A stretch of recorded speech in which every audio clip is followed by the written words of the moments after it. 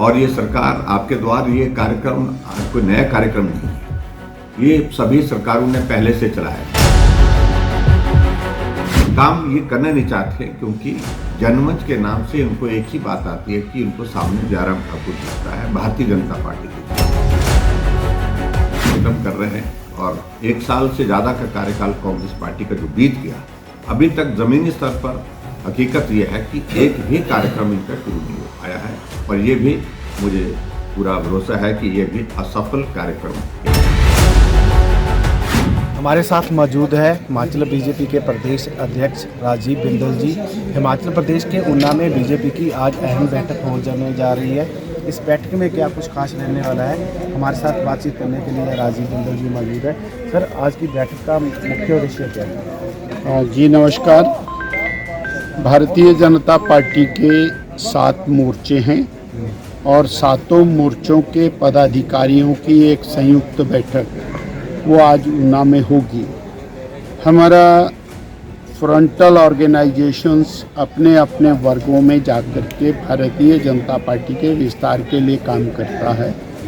2024 में मोदी जी को तीसरी बार देश का प्रधानमंत्री बनाने के निमित्त और हिमाचल की चारों सीटें भारतीय जनता पार्टी जीते, इस निमित्त ये फ्रंटल ऑर्गेनाइजेशंस अब तुरंत फील्ड में उतरेंगी और सभी स्थानों पर भारतीय जनता पार्टी के विस्तार का काम करेंगे। प्रदेश सरकार की अब तक जो नीतियाँ रही है उसको लेकर भी क्या कोई जहाँ पर जानकारी दी जा रही है कि रास्ते में किस प्रकार उनको बताना है? प्रदेश की वर्तमान सरकार जिस तरह से 1 साल में फेल हुई है वो तो हिमाचल का आम जनमानस जान रहा है। आम जनमानस प्रभावित है। 5 साल तक बीजेपी की सरकार थी, जनता को विभिन्न प्रकार के लाभ लगातार मिल रहे थे और जब से कांग्रेस की सरकार हिमाचल प्रदेश में आई है, आम जनमानस त्रस्त है, सरकार मस्त है। महंगाई बढ़ा करके रखी है, लगातार कोई ना कोई टैक्स ये लगा रहे हैं। इन्होंने टैक्सियों पर, गाड़ियों पर, आवागमन पर टैक्स लगा दिया। इन्होंने डीजल पेट्रोल के ऊपर एक्साइज ड्यूटी लगा दी। इन्होंने बिजली के ऊपर सेस लगा दिया। इन्होंने बिजली के रेट को बढ़ा दिया। दालों के रेट को, खाद्य तेल के रेट को बढ़ा दिया। तो आम जनमानस तो पूरी तरह से परेशान है। अब तो सवाल यह है कि बीजेपी अपने और फ्रंटल ऑर्गेनाइजेशन को सक्रिय करके फील्ड में उतरे। धन्यवाद। इसका मुख्य उद्देश्य क्या है? देखिए, लोकसभा के चुनाव के हम बहुत करीब हैं। स्वाभाविक रूप से अपने पार्टी के संगठन को व्यवस्थित करना और चुनाव के लिए तैयारी की दृष्टि से उनको तैयार करना, उस दृष्टि से बैठक रखी है और सभी मोर्चों की बैठक रखी है।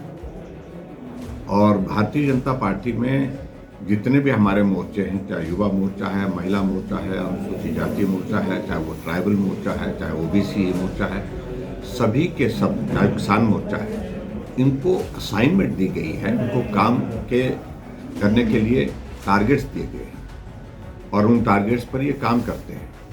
और मुझे इस बात की खुशी है कि मोर्चों की ताकत से पार्टी को बहुत बड़ी शक्ति मिली है, बल मिला है।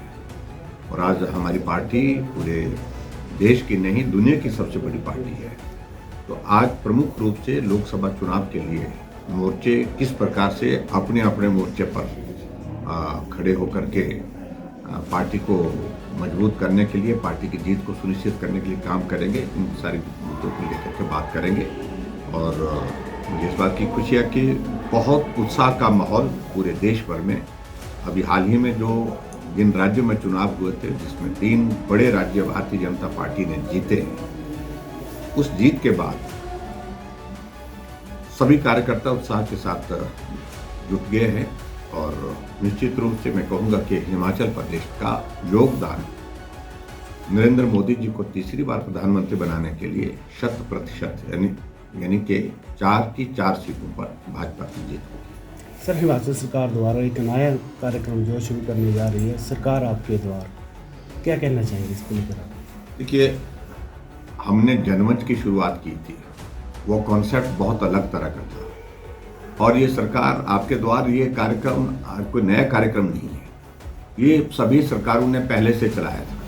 लेकिन जिस कॉन्सेप्ट के साथ हमने काम किया था उस कॉन्सेप्ट के साथ काम ये करना नहीं चाहते, क्योंकि जनमंच के नाम से इनको एक ही बात आती है कि इनको सामने जयराम ठाकुर दिखता है, भारतीय जनता पार्टी दिखती है, वो नहीं दिखना चाहिए।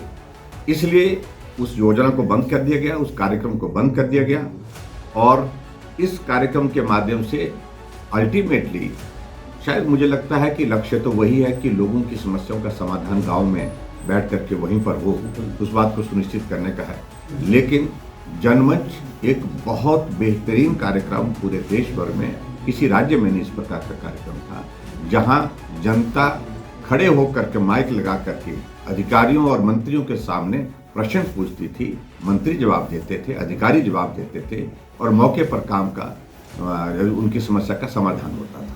तो अभी तो ये रस्मी कार्यक्रम कर रहे हैं और 1 साल से ज़्यादा का कार्यकाल कांग्रेस पार्टी का जो बीत गया, अभी तक ज़मीनी स्तर पर हकीकत यह है कि एक भी कार्यक्रम इनका शुरू नहीं हो पाया है। और ये भी मुझे पूरा भरोसा है कि ये भी असफल कार्यक्रम, एक पुरानी सोच के साथ जिस तरह से शुरुआत करने की कोशिश कर रहे हैं उसमें सफल नहीं हो पाए।